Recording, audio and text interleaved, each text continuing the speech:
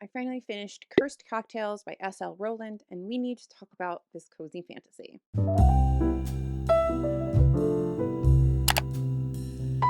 Hey guys, welcome back to the channel. It's Alyssa. I have another cozy fantasy book to discuss with you. I don't know if I would call it a wreck though. It's taken me a while to finish this cozy fantasy book, Cursed Cocktails.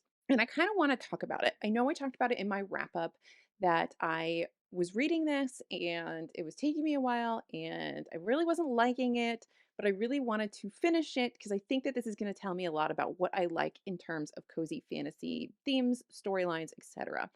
And it did. I wanted to go through the things that worked for me and the things that didn't work for me and what that means when I'm looking for cozy fantasy reads in the future. I'm going to try not to do this as much because now I'm self-conscious of it because people have made comments about it and now I'm like, don't use your hands.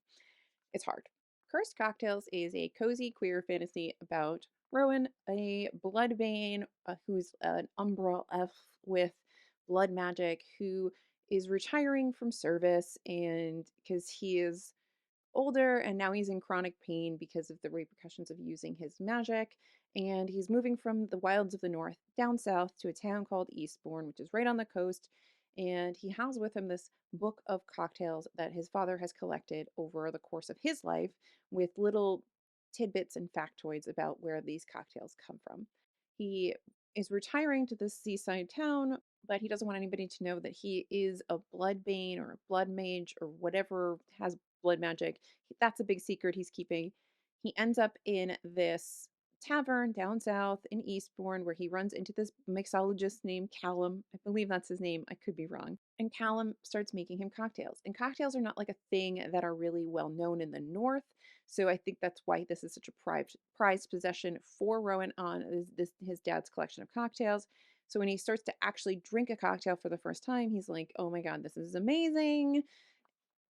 This is great. Eventually, Rowan finds a spot that's kind of like haunted, something's going on with it. He turns it into a cocktail bar with the help of Callum and a ragtag bunch of people and a little cat named Jinx.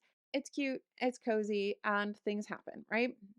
It's cozy fantasy. It's a very formulaic cozy fantasy, but it was also kind of boring.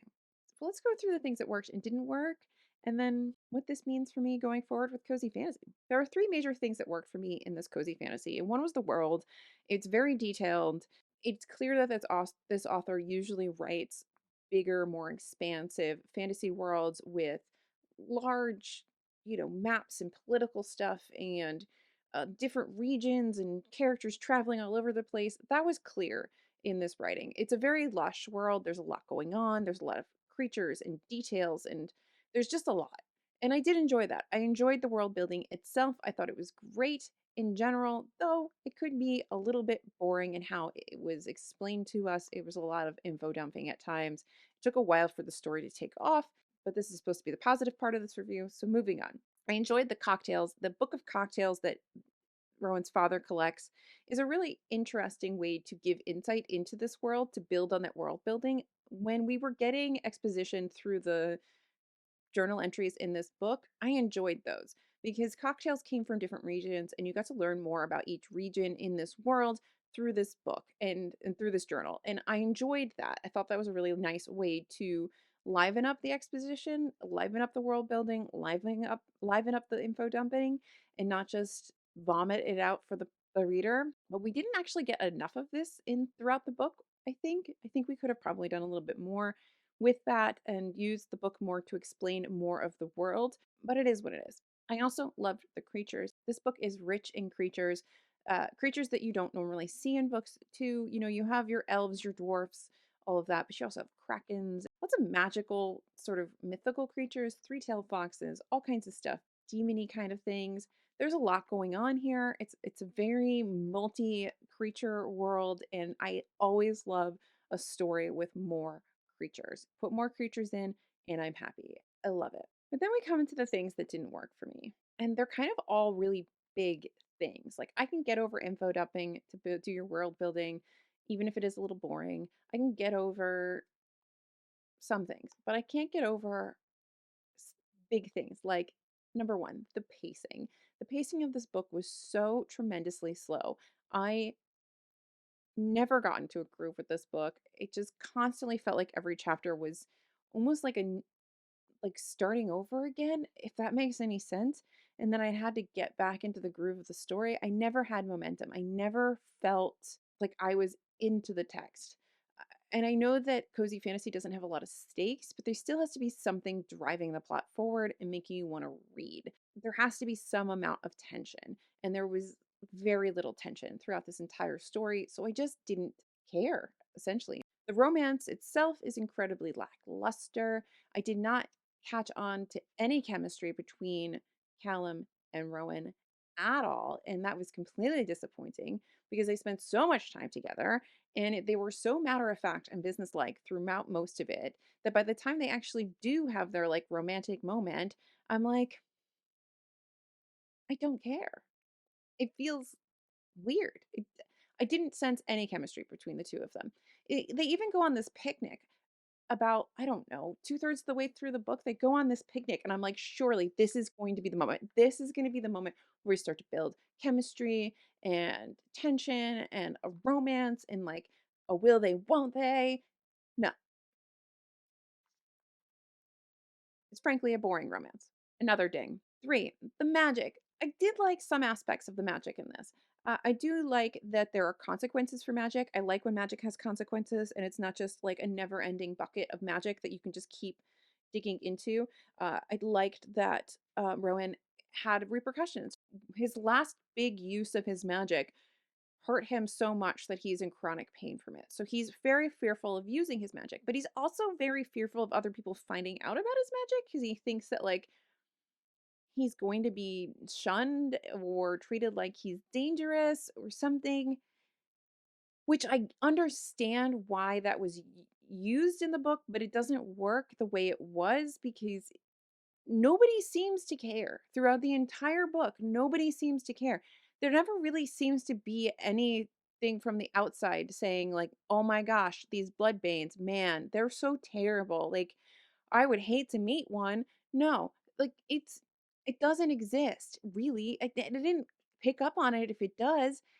So it just felt like he was overthinking things and feeling like people would hate him when nobody seems to care.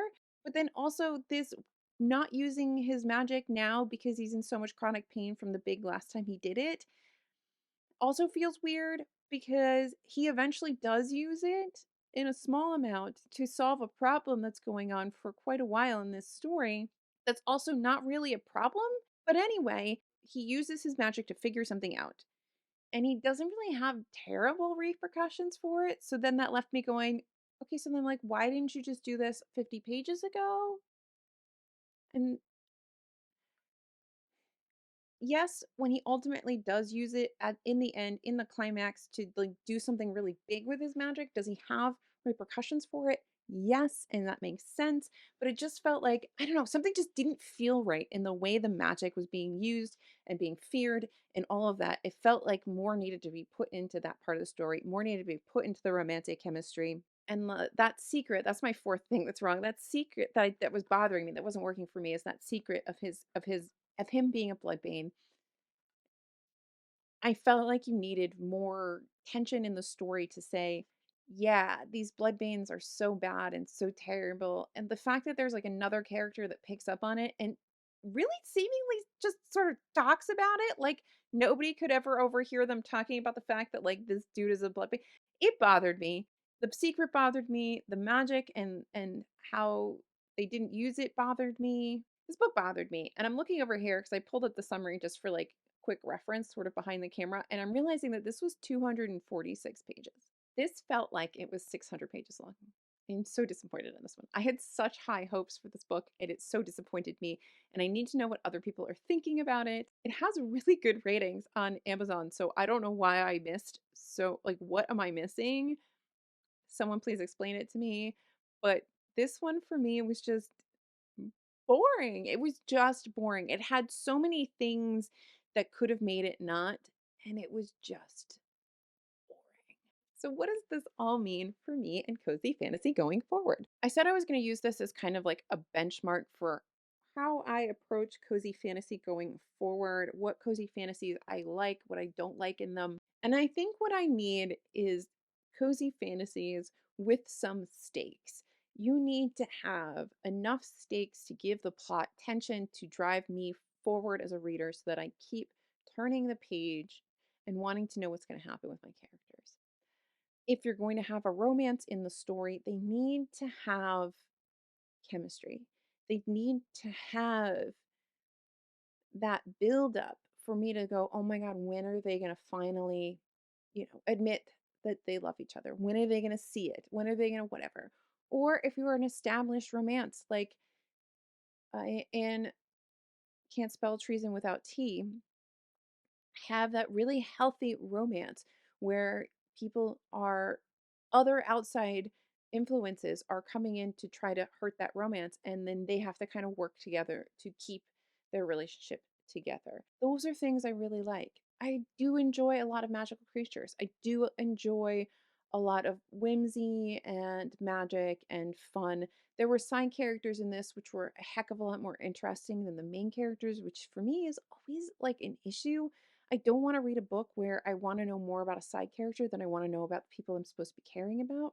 But I think my number one takeaway from all this is that I need my cozy fantasy to have something that is driving the plot forward. It cannot just be slice of life, everyday, more mundane things. It is not enough for me to just be plopped down into a magical world with magical creatures and mythological beasts and spend time talking to like Patrick the oyster cart salesman. I can't do that. I need more. That's what I'm going to be looking for going forward in my cozy fantasy Rex. As always, I would love to know what your recommendations are in this genre because, in general, overall, outside of this one book, I do love this genre. It just makes you feel warm and cozy and fuzzy and great. And in the world that we live in and everything that's going on, and in between really heavy books, these are the best. They are so wonderful. They're a warm cup of coffee on a crisp fall day, and I want more. I am disappointed that this one didn't fit the bill for me. If it worked for you, fantastic. I would love for you to praise it in the comments. Tell me why I'm wrong, because that's what books are about, discourse, and not everybody agrees on every book. Thank you guys so much for watching. If you enjoyed, like and subscribe, and I'll see you guys in my next video, whatever it may be, because it's my channel and I can do whatever I want. Bye. So just sit with me, talking to the night until the morning, building chemistry. I don't think I ever wanna go come closer next to me, trying to find another way to say this, but I think